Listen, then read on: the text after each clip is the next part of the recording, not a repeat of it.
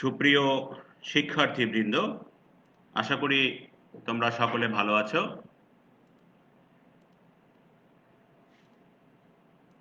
আজকে diploma in engineering শিক্ষাক্রমের দ্বিতীয় পর্বের সিভিল উড, সিরামিক্স, গ্লাস, আইপিসিটি এবং মেকাট্রনিক্স টেকনোলজির ইলেকট্রনিক ইঞ্জিনিয়ারিং ফান্ডামেন্টালস এই সাবজেক্টে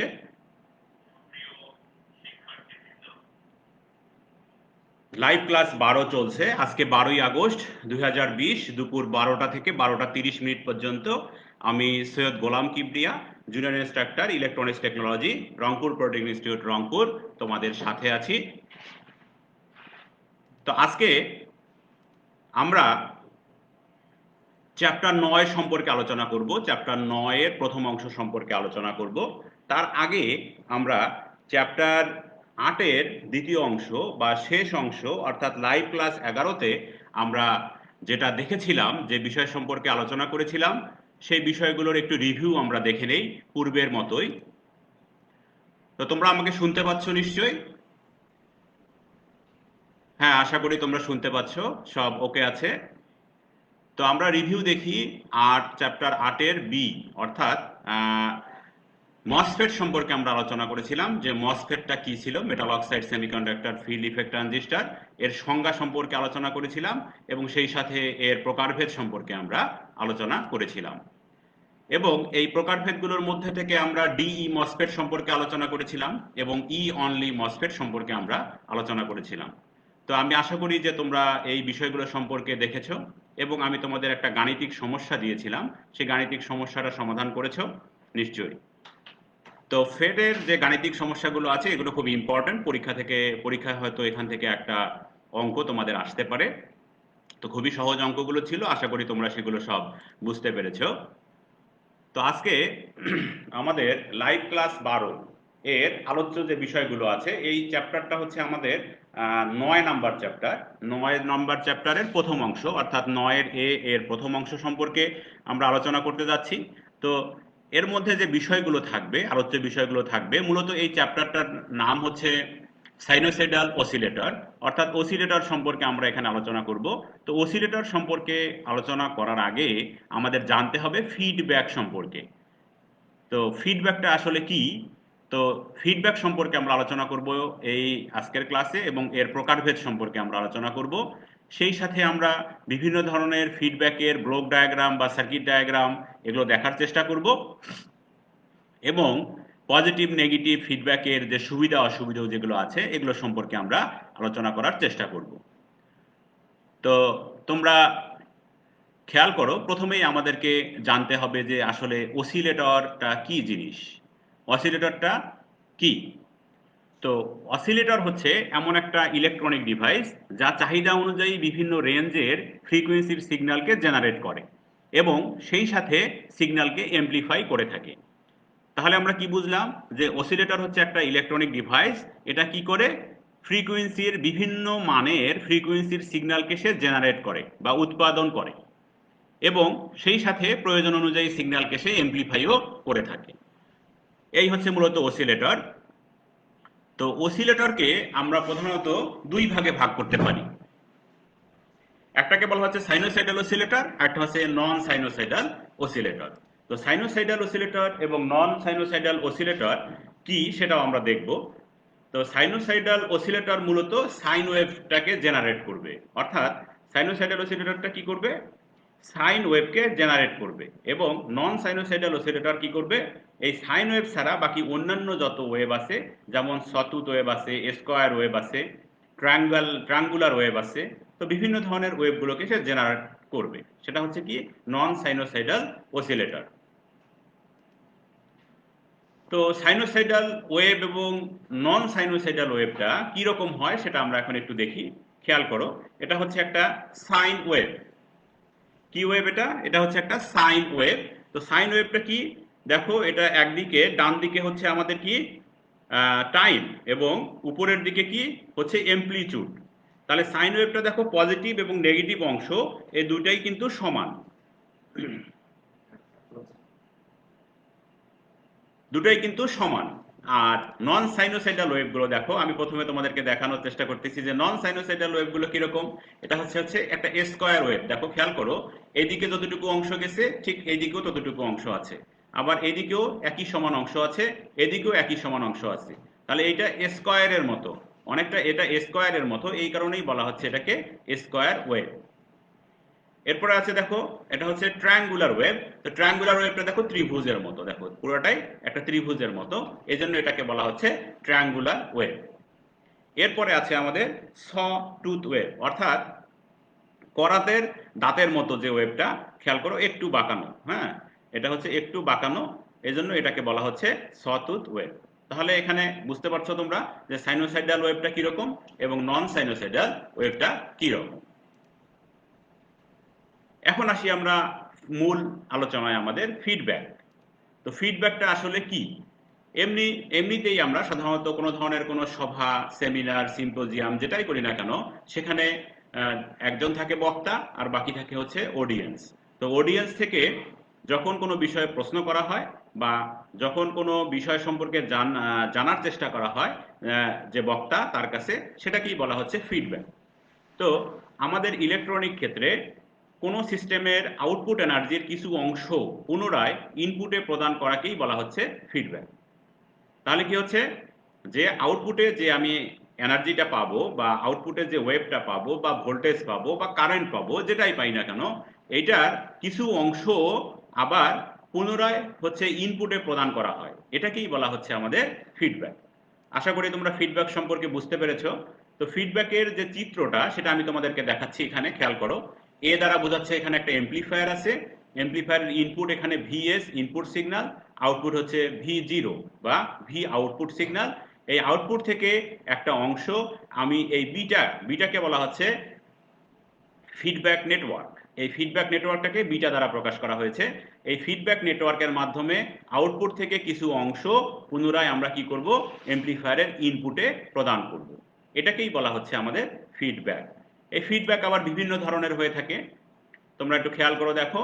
ফিডব্যাকের প্রকারভেদের মধ্যে আছে, প্রথম প্রকারভেদের মধ্যে আছে পজিটিভ ফিডব্যাক এবং হচ্ছে নেগেটিভ ফিডব্যাক। এটাকে আমরা ফেজ সিকোয়েন্সের উপর ভিত্তি করে ফিডব্যাককে আমরা দুই ভাগে ভাগ করে থাকি, একটা হচ্ছে পজিটিভ ফিডব্যাক আর একটা হচ্ছে নেগেটিভ ফিডব্যাক।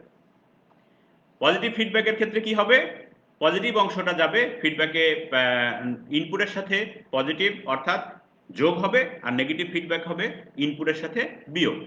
এটা আমরা বিস্তারিত দেখব একটু পরে। এরপরে আছে ফিডব্যাক এনার্জি। ফিডব্যাক এনার্জির উপর ভিত্তি করে আমরা ফিডব্যাককে দুই ভাগে ভাগ করতে পারি, একটাকে বলা হচ্ছে ভোল্টেজ ফিডব্যাক, একটা হচ্ছে কারেন্ট ফিডব্যাক। অর্থাৎ ভোল্টেজ দিয়েও আমরা ফিডব্যাক নিতে পারি, কারেন্ট দিয়েও আমরা ফিডব্যাক নিতে পারি। এখন আছে আমাদের ইনপুট সংযোগের উপর ভিত্তি করে ফিডব্যাককে প্রধানত চার ভাগে ভাগ করা যায়, এটাই হচ্ছে বেশি ইম্পর্টেন্ট। প্রথমটা হচ্ছে ভোল্টেজ সিরিজ ফিডব্যাক, অর্থাৎ ভোল্টেজটাকে আমরা এর ইনপুট যে ভোল্টেজটা আছে সেখান থেকে আউটপুট পাবো, আউটপুট থেকে যে অংশটা আমরা ফিডব্যাক নিব সেই অংশটা ইনপুটের সাথে সিরিজে সংযোগ থাকবে, এটাকে বলা হচ্ছে ভোল্টেজ সিরিজ ফিডব্যাক। এরপরে আছে ভোল্টেজ শান্ট ফিডব্যাক। এখানে কি থাকবে, ফিডব্যাকটা ইনপুটের সাথে প্যারালালি কানেকশন থাকবে। একই রকম ভাবে আছে আমাদের কারেন্ট সিরিজ ফিডব্যাক। কারেন্ট দিয়ে যখন আমরা অপারেট করব তখন সেটা হবে কারেন্ট সিরিজ, এবং কারেন্ট দিয়ে যখন আমরা প্যারালালি কানেকশন দেব সেটাকে বলা হবে কারেন্ট শান্ট ফিডব্যাক।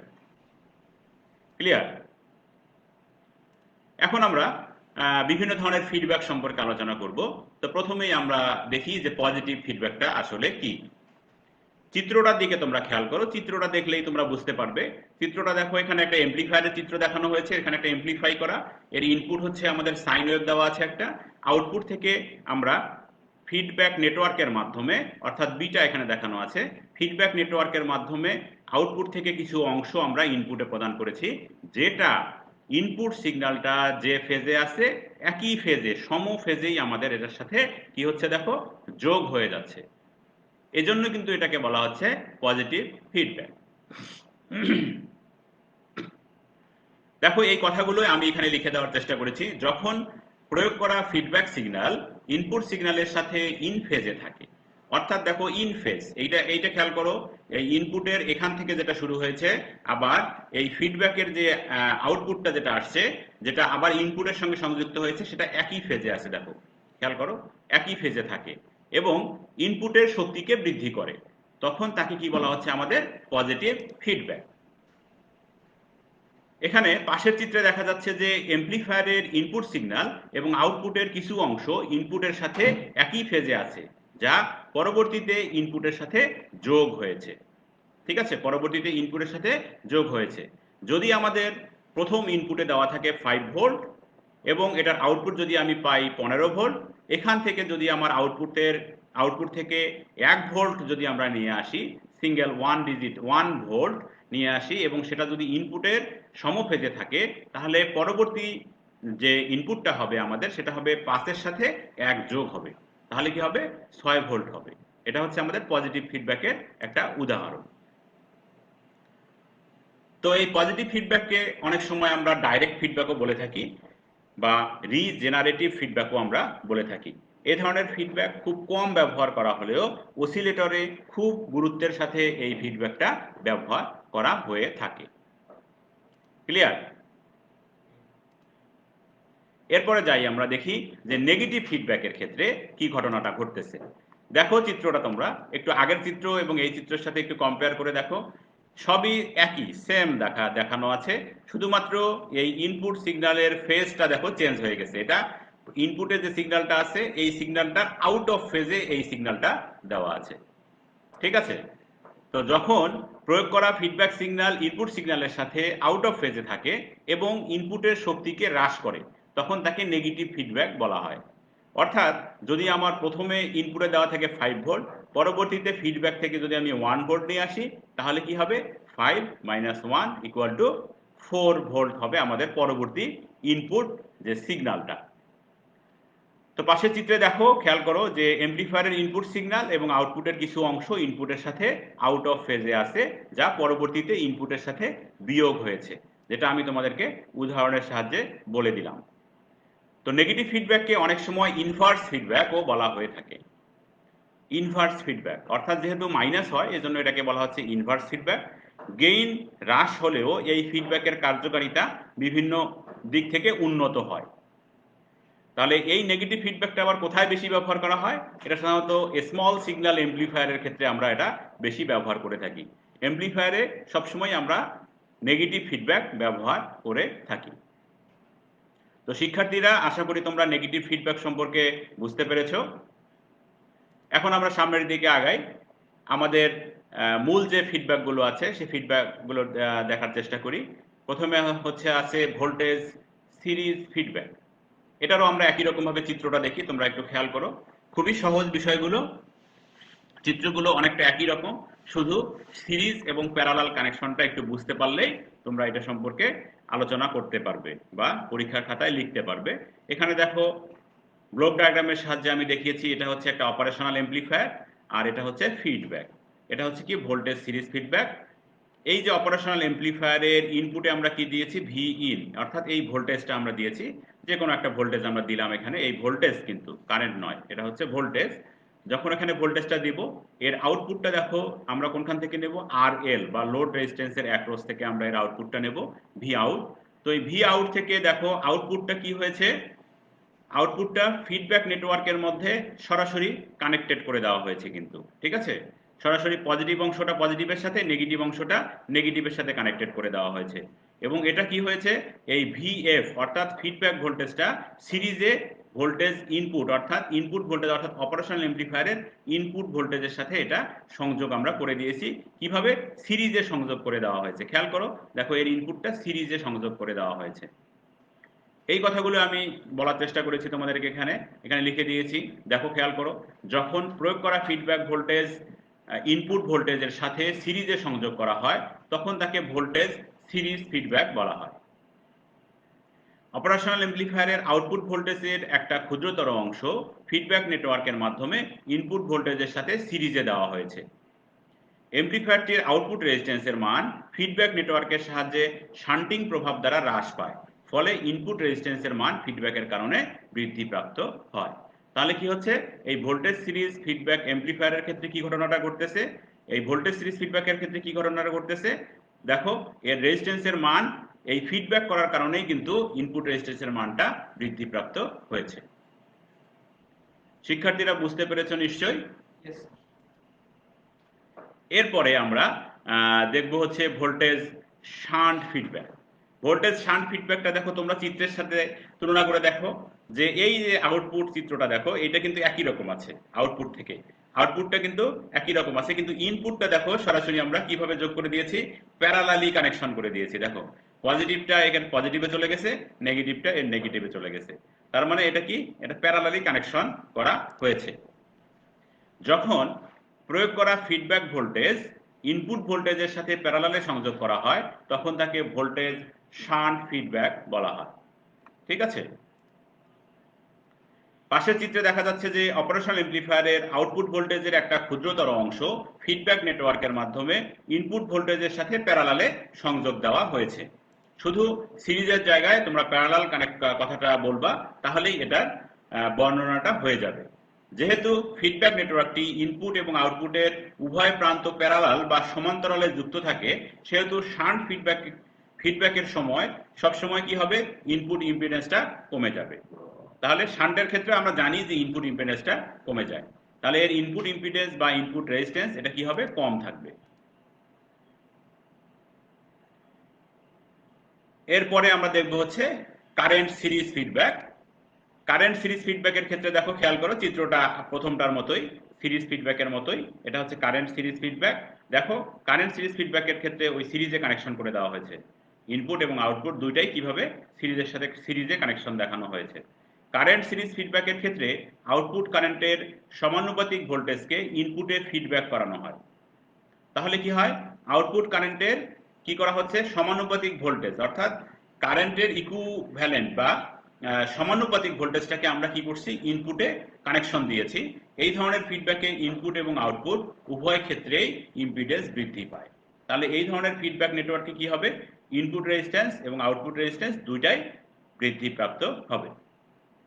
শিক্ষার্থীরা বুঝতে পেরেছো তোমরা নিশ্চয়ই কারেন্ট সিরিজ ফিডব্যাক সম্পর্কে। এরপরে আমরা যাব কারেন্ট শান্ট ফিডব্যাকের ক্ষেত্রে। দেখো এটার আউটপুটটা একই রকম আছে, এই চিত্রে দেখো সিরিজ ফিডব্যাকে যেটা দেওয়া ছিল কারেন্ট সিরিজের ক্ষেত্রে, সেটার আউটপুটটা একই রকম আছে, শুধু ইনপুটটা প্যারালালি কানেকশন করে দিয়েছি আমরা। ঠিক আছে, এটা হচ্ছে কারেন্ট শান্ট ফিডব্যাক।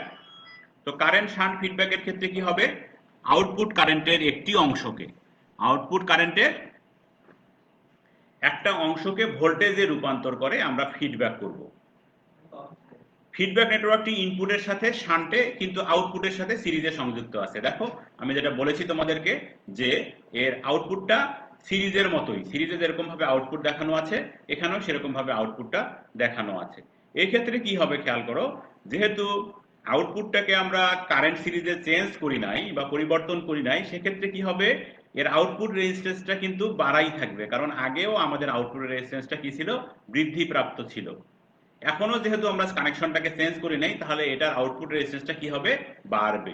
কিন্তু ইনপুটটাকে যেহেতু আমরা শান্টে সংযুক্ত করেছি বা প্যারালালে সংযুক্ত করেছি, সেহেতু কি হবে, ইনপুট রেজিস্ট্যান্সটা কমে যাবে। ক্লিয়ার? তোমাদের এই চারটা ফিডব্যাক সম্পর্কে আমি আলোচনা করলাম। চারটার মধ্যে যে মূল পার্থক্যগুলো আছে এগুলো শুধুমাত্র তোমরা খেয়াল করবে, তাহলেই বাকিগুলো তোমরা খুব সহজেই লিখতে পারবে। এর ব্লক ডায়াগ্রাম এবং কার্যপ্রণালী তোমরা খুব সহজেই আলোচনা করতে পারবে। এখন আসি আমরা যে নেগেটিভ ফিডব্যাকের কি কি সুবিধা, এই সুবিধাগুলো আমরা দেখতে চাচ্ছি। তো নেগেটিভ ফিডব্যাকের সুবিধার মধ্যে প্রথমে আছে হচ্ছে অ্যামপ্লিফায়ারের ইনপুট ইম্পিডেন্স বৃদ্ধিপ্রাপ্ত হয়। যে কোনো ধরনের নেগেটিভ ফিডব্যাকের ক্ষেত্রে কি হবে, এর ইনপুট ইম্পিডেন্স বাড়বে বা বৃদ্ধিপ্রাপ্ত হবে। প্রথমে যে ইনপুট ইম্পিডেন্স থাকবে, ফিডব্যাক করার পরে তার ইনপুট ইম্পিডেন্সটা আস্তে আস্তে বাড়তে থাকবে। অ্যামপ্লিফায়ারের আউটপুট ইম্পিডেন্সটা কমে যাবে। তাহলে কি হবে, ইনপুট ইম্পিডেন্সটা বৃদ্ধি পাবে এবং আউটপুট ইম্পিডেন্সটা কম হবে। নেগেটিভ ফিডব্যাকের সুবিধা হচ্ছে এইটাই। গেইন স্ট্যাবিলিটি বৃদ্ধি পাবে। তাহলে গেইনের যে স্ট্যাবিলিটি বা ধরে রাখার ক্ষমতা, সেই স্ট্যাবল অবস্থাটা কি পাবে, বৃদ্ধিপ্রাপ্ত হবে বা বাড়বে। এগুলো হচ্ছে আমাদের সুবিধা। এবং সেই সুবিধার সাথে কি হবে, frequency, amplitude, harmonic distortion, phase distortion এবং নন লিনিয়ার যে ডিস্টরশনগুলো আছে, প্রত্যেক ধরনের ডিস্টরশনগুলোই কি হবে, কমে যাবে বা হ্রাস পাবে। এবং নেগেটিভ ফিডব্যাকের ক্ষেত্রে কি হবে, নয়েজ যেটা হওয়ার কথা ছিল সেই নয়েজটাও কমে যাবে। তাহলে এটা হচ্ছে আমাদের একটা সুবিধা, নেগেটিভ ফিডব্যাক ব্যবহারের সুবিধা। এবং আরেকটা হবে কি, ব্যান্ড ওয়াইড বৃদ্ধিপ্রাপ্ত হবে। নেগেটিভ ফিডব্যাক যখন আমরা দিব তখন ব্যান্ড ওয়াইডটা কি হবে, বাড়বে। ফ্রিকোয়েন্সি রেসপন্স ভালো হবে। তাহলে কি হবে, ফ্রিকোয়েন্সি রেসপন্সটাও আমাদের বেশি হবে বা ভালো হবে। এবং সর্বোপরি যে এটার যে সার্কিটটা আছে, বর্তনীর স্ট্যাবিলিটিটা বৃদ্ধিপ্রাপ্ত হবে। তাহলে বর্তনীর কি হবে, স্ট্যাবিলিটিটা বাড়তে থাকবে। নেগেটিভ ফিডব্যাকের অসুবিধাগুলো কি কি আছে সেটা আমরা এখন একটু দেখি। সুবিধা অনেক বেশি, নেগেটিভ ফিডব্যাকের অসুবিধাগুলো কি কি আছে সেটা আমরা একটু দেখার চেষ্টা করি। অ্যামপ্লিফায়ারের গেইনকে কমিয়ে দিবে। নেগেটিভ ফিডব্যাক কি করবে, যেহেতু ইনপুট ইম্পিডেন্সটা বৃদ্ধিপ্রাপ্ত হচ্ছে, তাহলে এটা কি হবে, গেইনটা কমে যাবে। গেইন সম্পর্কে তো আমরা জানি যে গেইন হচ্ছে আউটপুট ভাগ ইনপুট। তাহলে এর গেইনটা কি হবে, নেগেটিভ ফিডব্যাকে গেইনটা কমে যাবে। ইনপুট সিগন্যালের মানকে হ্রাস করে, এটা খুবই স্বাভাবিক ঘটনা। যেহেতু নেগেটিভ ফিডব্যাক হচ্ছে, অর্থাৎ ইনপুট সিগন্যালটা মাইনাস হয়ে যাচ্ছে, সেক্ষেত্রে ইনপুট সিগন্যালের মানটা কি হবে, কমে যাবে। নেগেটিভ ফিডব্যাকে আউটপুট হতে যে অংশ ইনপুটে ফিডব্যাক করা হয় তা সিগন্যাল ভোল্টেজের সাথে আউট অফ ফেজে থাকে। এটা তো আমরা জানি এবং এটা আমরা চিত্রের সাহায্যে দেখেছি। তো শিক্ষার্থী বন্ধুরা, আজকে তোমরা ফিডব্যাক সম্পর্কে শুনলে। এখন এই ফিডব্যাকের যে আমাদের আজকে যে ক্লাসটা হলো, এটা সম্পর্কে আমি তোমাদেরকে দুটো অ্যাসাইনমেন্ট দিয়ে যাচ্ছি। একটা প্রথম অ্যাসাইনমেন্টটা হচ্ছে তোমাদের পজিটিভ এবং নেগেটিভ ফিডব্যাকের মধ্যে 4টা পার্থক্য তোমরা লিখবা আমার এই লেকচার থেকে অবশ্যই। এবং পজিটিভ ফিডব্যাক অ্যামপ্লিফায়ারের গেইন নির্ণয়ের একটা সূত্র দেওয়া আছে আমাদের বইয়ে, এই সূত্রটা তোমরা প্রতিপাদন করবা। সূত্রটা প্রতিপাদন করে তোমরা অ্যাসাইনমেন্ট হিসাবে জমা দিবে। শিক্ষার্থীরা, তোমাদের যদি কোনো প্রশ্ন থাকে তোমরা আমাকে প্রশ্ন করতে পারো। আমি দেখি যে কোনো কোশ্চেন তোমাদের আছে কিনা। তো প্রশ্ন যদি থাকে তোমরা পরবর্তীতে আমাকে মেইলে করতে পারবে অথবা এখানে কমেন্টস বক্সে কোশ্চেন করতে পারবে। আমি অ্যান্সারগুলো তোমাদের পরবর্তী ক্লাসে দেওয়ার চেষ্টা করব যদি সেরকম কোনো কোশ্চেন থেকে থাকে। এখন আমরা যাই, দেখি যে আজকের এই নবম অধ্যায়ের প্রথম অংশে অর্থাৎ লাইভ ক্লাস 12তে আমরা কি কি বিষয় সম্পর্কে আলোচনা করলাম সেটা একটু আমরা দেখি, রিভিউ করার চেষ্টা করি। সেটা হচ্ছে ফিডব্যাক কি, এটা সম্পর্কে আমরা আলোচনা করেছি। তাহলে ফিডব্যাকটা কি ছিল, ফিডব্যাক হচ্ছে যে আউটপুটের কিছু অংশ পুনরায় ইনপুটে প্রদান করাটাকেই বলা হচ্ছিল আমাদের ফিডব্যাক। এবং এই ফিডব্যাকের প্রকারভেদ সম্পর্কে আমরা আলোচনা করেছিলাম। ফিডব্যাকের প্রকারভেদের মধ্যে কি কি ছিল, পজিটিভ ফিডব্যাক ছিল, নেগেটিভ ফিডব্যাক ছিল।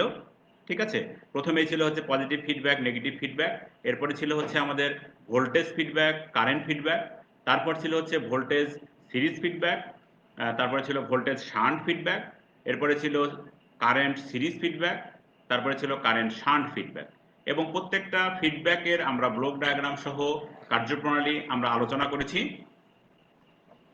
তোমরা নিশ্চয়ই বুঝতে পেরেছো।